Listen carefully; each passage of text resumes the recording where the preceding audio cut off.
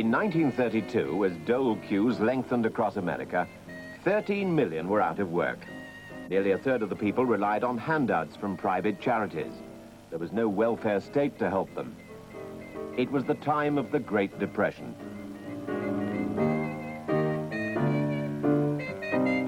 Evictions became a common sight as people could no longer afford to keep up their payments for their furniture and their homes.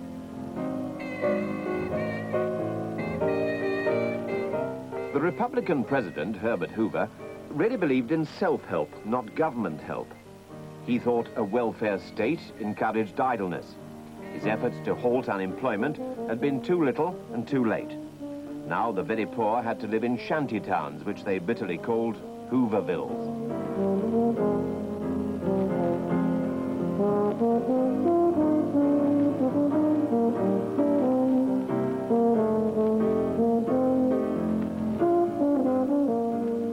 In a newspaper interview at the time, Hoover told a reporter, "Nobody is actually starving."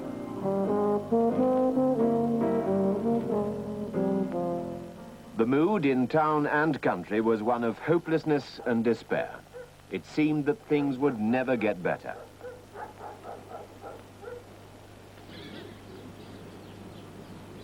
The man destined to change all that was born in this house called Hyde Park in New York State. He was a member of a rich Dutch-American family. His name was Franklin Delano Roosevelt. At this expensive boarding school, he was good at sports and popular. His charm captivated a distant cousin, Eleanor. In 1904, they were guests at a cousin's wedding. A year later, they were themselves married. Both were rich. After leaving university, Roosevelt became a lawyer and a devoted family man. He entered into politics as a Democratic Party senator and later the youngest ever assistant secretary to the Navy. Then, in 1921, tragedy struck. Roosevelt got polio. He'd never walk again without support. His political career seemed at an end. It was his wife, Eleanor, in the coming years a vital inspiration, who encouraged him back into politics. She, too, had to make a lot of public appearances, and this basically shy woman was to become extremely popular. Encouraged by his wife, close friends, and his own ambitions, Roosevelt became Democratic governor of New York in 1928. Success there led him in 1932 to become the Democratic Party's presidential candidate, pledged to fight the Depression. Let us all here assembled constitute ourselves prophets of a new order of competence and of courage. This is more than a political campaign. It is a call to arms. Give me your help, not to win votes alone, but to win in this crusade to restore America to its own people.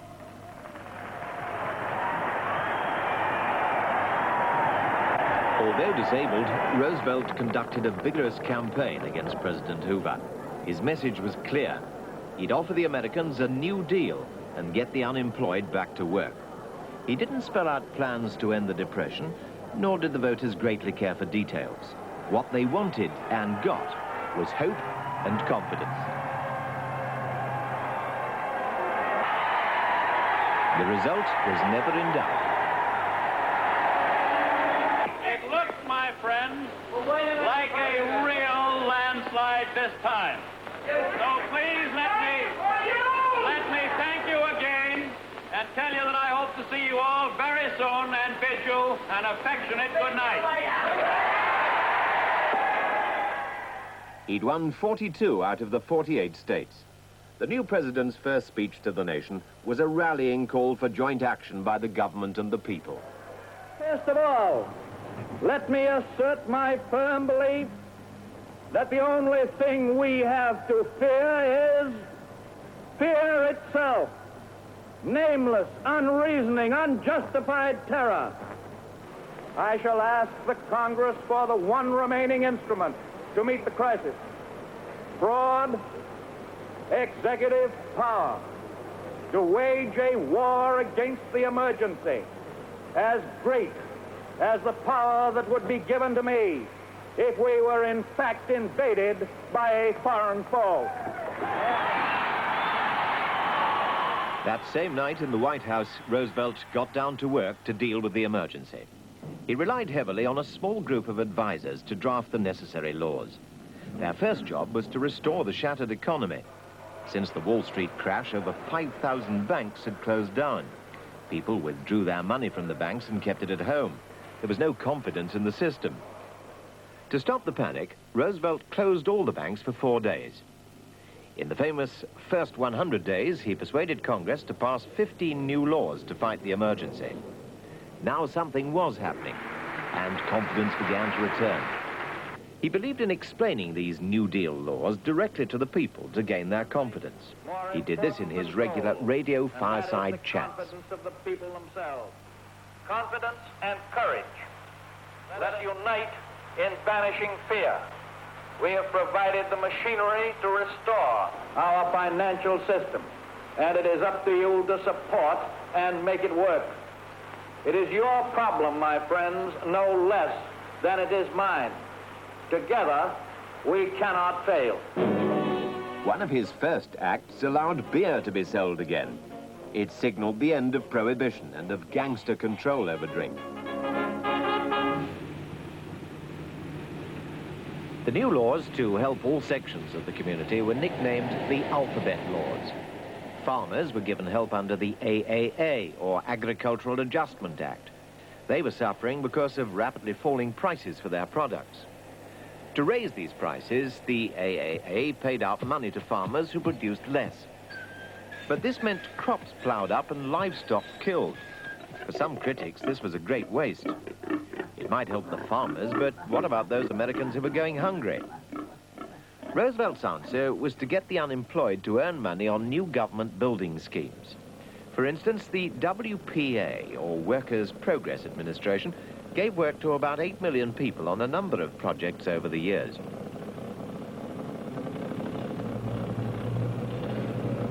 Everybody's working in this town, and it's worrying me night and day. Everybody's working in this town, worrying me night and day. That's the mean, hard-working crew says they work for the WPA. To get young men out of the soul-destroying dole queues in the city, the CCC, or Civilian Conservation Corps, was formed. They cleared thousands of acres and planted millions of trees to prevent soil being washed away.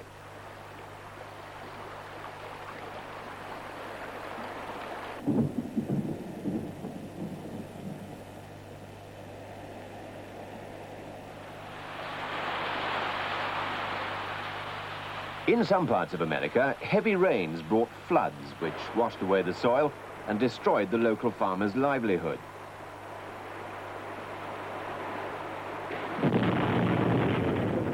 The Tennessee Valley was a particularly bad example, and one of the most important alphabet laws created the TVA, or Tennessee Valley Authority. This vast government project built a series of dams which controlled the flooding and also provided cheap electricity in the valley for the first time. This angered private firms who were kept out of the scheme. The Blue Eagle was the symbol of the NRA, the National Recovery Administration. This was one of the New Deal's most popular acts and got a lot of publicity because it encouraged firms to raise the wages of the lowest paid, improve working conditions, and give long overdue acceptance to trades unions. Large NRA parades were held, showing people's growing optimism and sense of purpose. To millions of Americans across the nation, it seemed that happier times were really here again.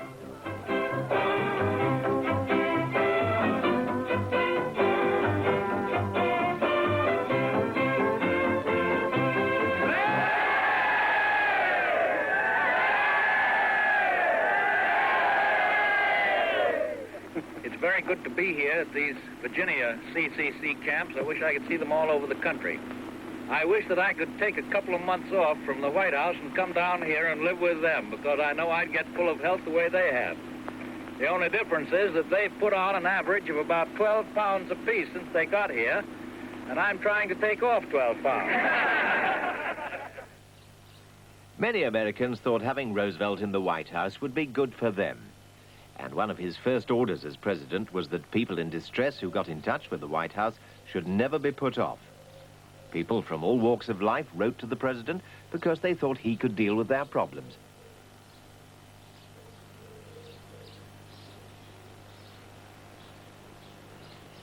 But Roosevelt had his opponents too. They were the noisy but small groups of socialists and communists who felt he wasn't doing enough for working people.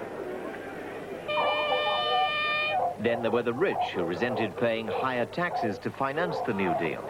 They thought Roosevelt a traitor to his class, a threat to their way of life. Some even refused to mention his name. Roosevelt faced this opposition head-on. It is true that the toes of some people are being stepped on and are going to be stepped on. But these toes belong to the comparative few. A few timid people who fear progress will try to give you new and strange names for what we are doing. Sometimes they will call it fascism, and sometimes communism, and sometimes regimentation, and sometimes socialism. But in so doing, they are trying to make very complex and theoretical something that is really very simple and very practical. I believe in practical explanations and in practical policy. But in the 1936 presidential elections, Alfred Landon, Roosevelt's Republican opponent, attacked the New Deal as impractical and extravagant. 3 years, it must be obvious to everyone that waste and extravagance do not make jobs. It is a pitiful spectacle to see Republican leaders call this great program waste and extravagance.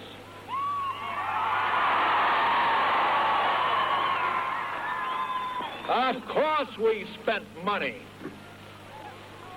It went to put needy men and women without jobs to work. Roosevelt 1280. Landon 664. As the election results came in, it was clear that Roosevelt had won another landslide victory. Most Americans wanted both him and the New Deal.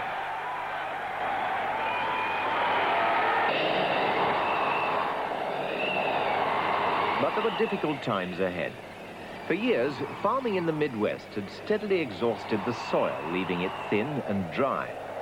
The severe droughts and high winds between 1933 and 1936 had led to millions of acres literally being swept away. Year after year, the dust storms came, turning day into night.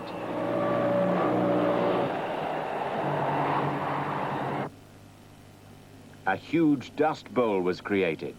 Nothing would grow. Animals died. Many owners of small farms went bankrupt, and tenants couldn't pay their rents. There was little immediate help the government could give them. So a mass migration from the land began. Thousands, lured by stories of the Golden West, crammed their few remaining belongings into rickety cars and set off for California.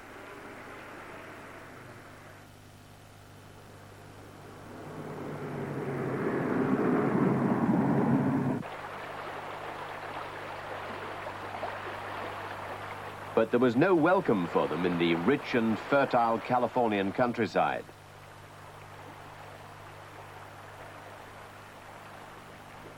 Once proud owners of land were lucky to earn a few dollars in the fields and orchards of the Golden State. Not so many miles away, the film industry in Hollywood was one of the glittering successes of the 1930s. Stars continued to shine for adoring fans.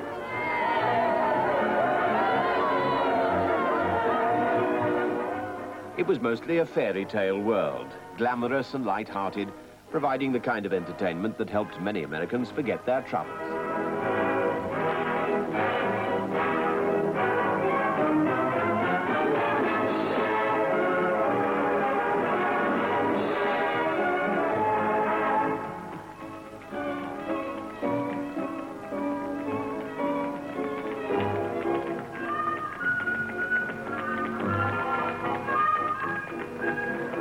But in the real world, life for the refugees from the Dust Bowl in the Californian work camps was very far removed from that shown in the movies. Across the country in Washington, opposition to the New Deal was mounting. The Supreme Court, the highest legal body in the United States, had declared many of Roosevelt's acts unconstitutional. The New Deal seemed to be at risk. Most of the judges were elderly and politically opposed to Roosevelt. When he proposed increasing their number, he was accused of trying to pack the court with his supporters and suffered a rare defeat in Congress. Most Americans believed that the court was above politics and outside the power of the president. There was trouble on the industrial front, too. In spite of the New Deal's efforts, some big industries still refused to recognize trades unions. So in 1936 and 1937, a wave of sit-down strikes swept the country. Workers in all kinds of jobs refused to leave their workplaces in protest.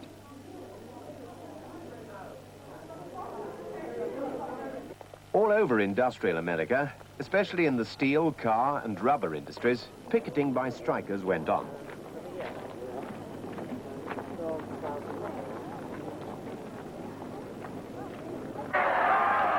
Some firms employed private armies of strike breakers to break up picket lines.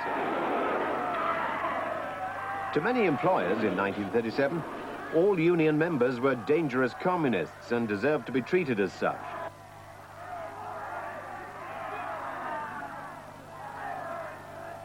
But gradually, the unions won their right to be recognized, though many people, frightened by the strikes, didn't put their money into industry, and unemployment rose again in 1938. Once more, the dole queues appeared. But at least now the government was ready to play its part. The unemployed would no longer have to scavenge in dustbins to keep alive. Social security and old age pensions had been firmly established. By the late 30s, the New Deal had begun to transform the country. Government agencies built roads, homes, schools, hospitals, and public buildings of all kinds.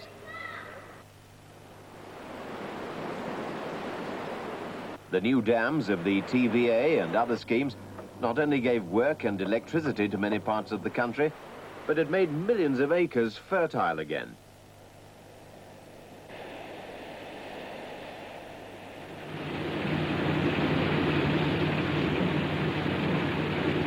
There were fewer farmers now, but they were supported by guaranteed prices for their crops. Roosevelt's New Deal had increased the buying power of many more people. Yet, in forcing it through, he defended many groups, big business, the Supreme Court.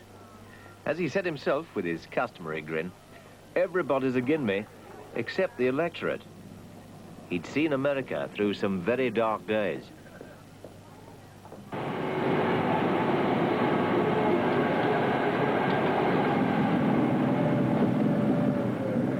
But it was an event outside America, the European War of 1939, with its demand for American weapons, that got people back to work again. Ironically, it was this, rather than the New Deal, which finally brought unemployment in the United States to an end.